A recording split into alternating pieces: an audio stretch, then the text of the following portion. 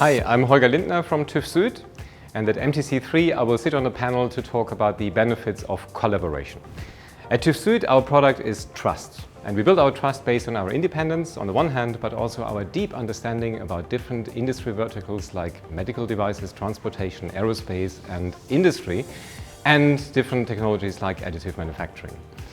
What better way to build trust than collaborate with partners on different levels? Partners on the supply chain, from the material manufacturers to the machine manufacturers, the producers and eventually the end users of the products, and to work with them to make sure that the products we produce are better products than today and at least as predictably of good quality as we know it from today.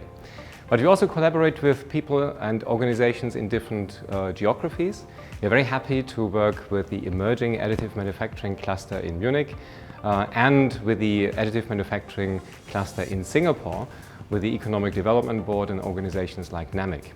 And the third dimension is where TÜV Süd brings a unique proposition to the table is we can work with the regulators, with R&D and industry associations to ensure that our partners find an environment of